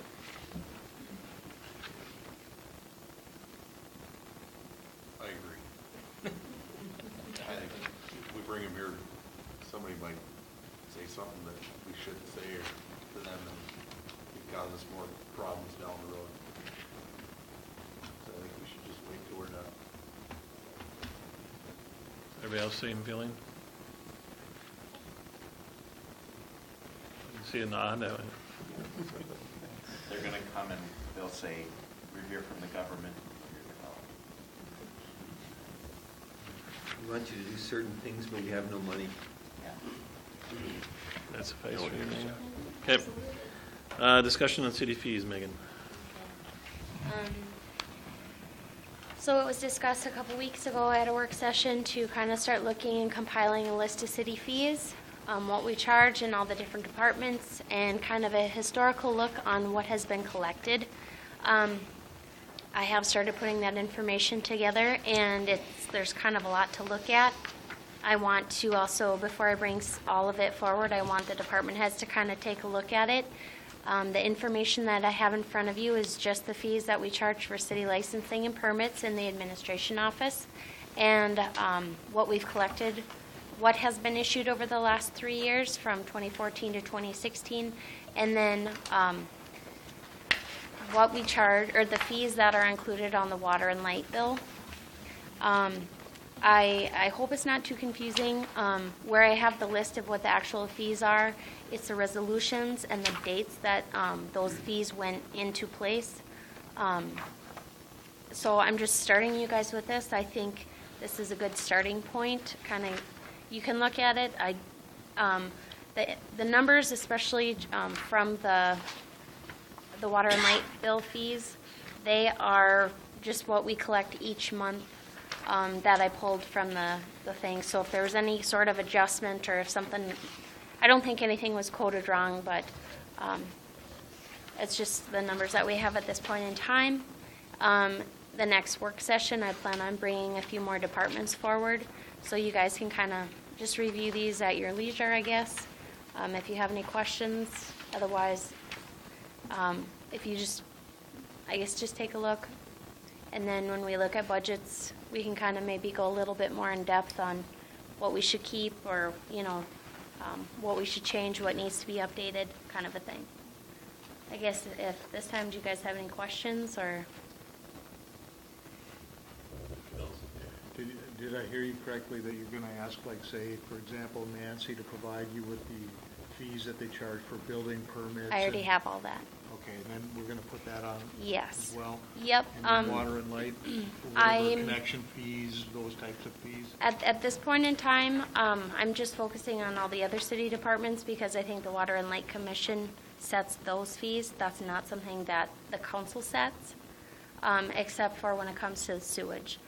So there are some numbers on here that Jason deals with, but I will be bringing, like, the library doesn't have too many. The police department, they don't have too many things that they charge for, so there might be 4 departments next week. The building permits, I know a lot of the building permits are actually set by the state, so that's not something that the council can really modify. And I do have a lot of that information already put together. Parks and Rec, you'll probably get by itself, because it's Parks and Rec, all the different activities, along with the pool, along with the cemetery. So it's, some of it is a lot to take in. So.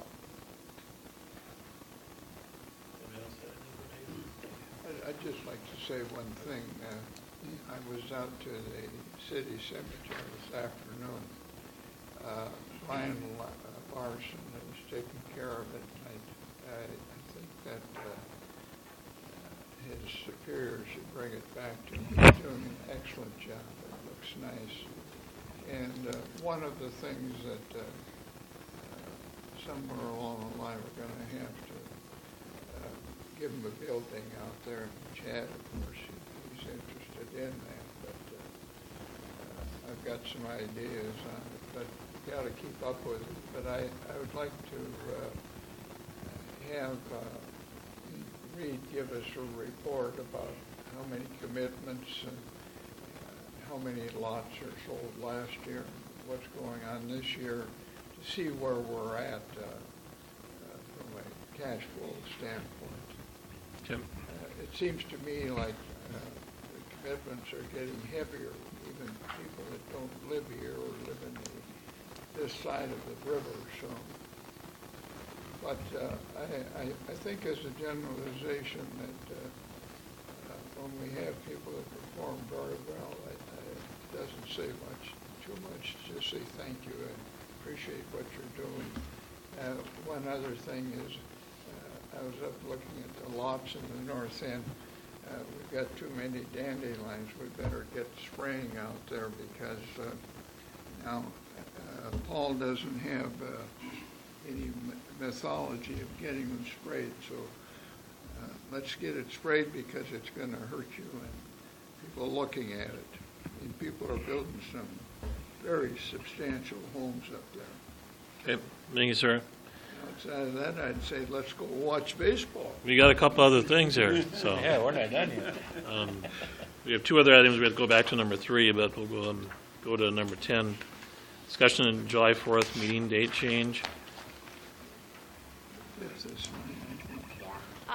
Just that David and I spoke about this and figuring maybe most people might try to make it along weekends. We're just suggesting to change the first meeting in July to Wednesday, July 5th, just so to accommodate those who might be out of town, and we'll just get it posted as long as you guys are good with that. Back to number 3, 2017 manhole, catch basin, and street repair, Mr. Shortall.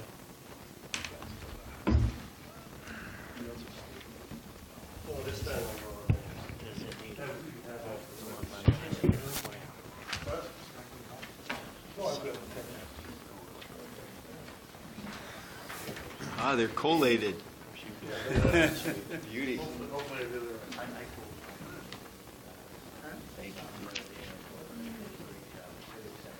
Thanks, sir.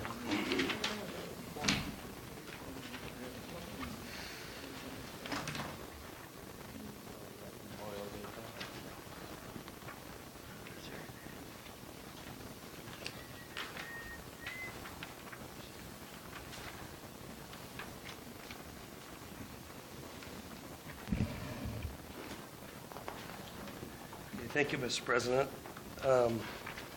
So for the last few years, the city, well, not last year, the year before, but years leading up to that, the city put out a request for proposal for contractors to come in and repair catch basins, sanitary sewer manholes, and things like that, associated curb and gutter, concrete replacements. So I asked a few contractors for proposals, and the ones you see in front of you now are from 3 different contractors that have done a lot of work for us in the city, OP, Carview Construction, and H&S. And it would be my recommendation that we go with H&S Construction for manhole, catch basin, and associated panel and curb and gutter repair. Does anybody have any questions for Mr. Stodahl on that? Seeing none. Thank you, sir. Thank you. I think that should be it. Entertain a motion to adjourn. Motion. Motion by Riepel, Second. second by Grassel. All in favor, say aye. Aye. Opposed, same sign. Motion is carried. Meeting is adjourned.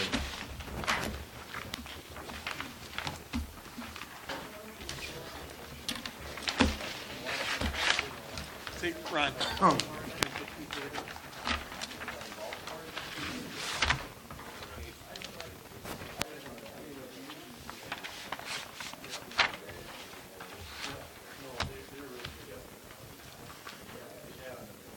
You were very well behaved tonight.